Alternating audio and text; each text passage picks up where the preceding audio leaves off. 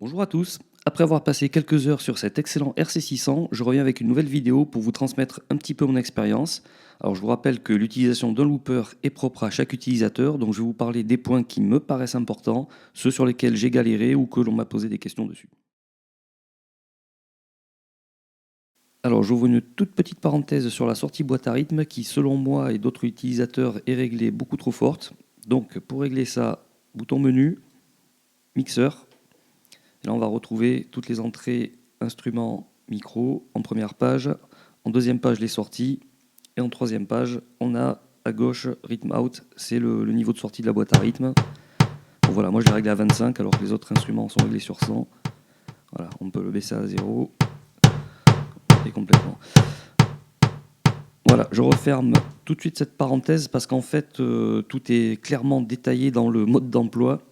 Donc j'avais un petit peu galéré, j'ai un peu honte, mais c'est clairement dit. Et d'ailleurs, n'hésitez pas à vous reporter au chapitre de ce que vous cherchez dans le mode d'emploi. Il y a énormément de choses, c'est très bien détaillé.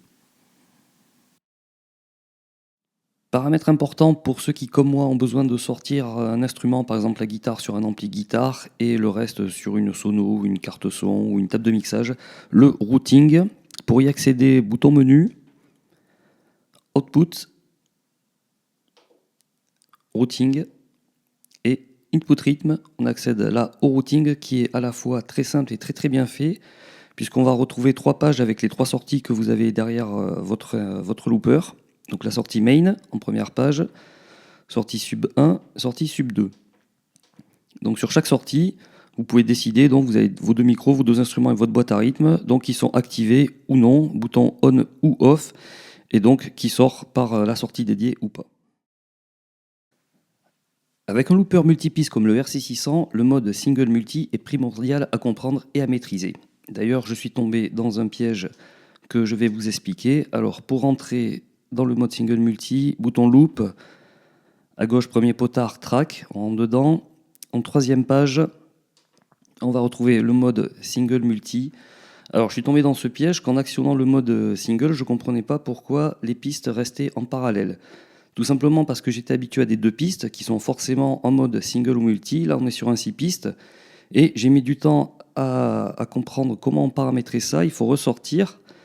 Et donc, sur le bouton track sur lequel on est rentré, on voit qu'il y a track 2 et en tournant le potard, donc on accède à track 1, piste 1, track 2, piste 3, piste 4, piste 5 et piste 6. Donc, on peut paramétrer indépendamment chaque piste et donc mettre chaque piste en mode single ou en mode multi.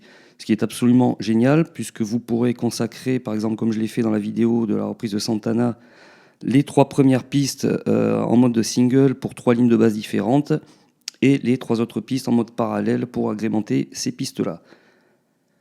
Autre point très important, ça va être le nombre de mesures quand on est en mode single. Tout simplement parce qu'il est réglé en free d'usine. Donc on rentre sur track, on va retrouver juste à côté du mode multi-single les mesures, majeur. Donc là on est sur free, c'est free. Donc si vous faites des lignes de basse ou des rythmiques avec des mesures différentes, ça sera pas calé. Et en mode free, il y a une solution, c'est de créer des boucles avec le même nombre de mesures. Donc de une mesure ou 2 mesures ou 3 mesures, mais tout avec la même mesure. Sinon ça va pas être calé. Autre solution, vous pouvez par ce moyen-là définir le nombre de mesures que vous allez donner à chaque piste. Et donc là, même si vous faites des boucles avec une mesure, d'autres avec 2 mesures, elles vont se synchroniser automatiquement et encore mieux même, elles vont se stopper automatiquement une fois le nombre de mesures fait. Voilà, j'espère que cette vidéo vous aidera dans l'utilisation du RC600.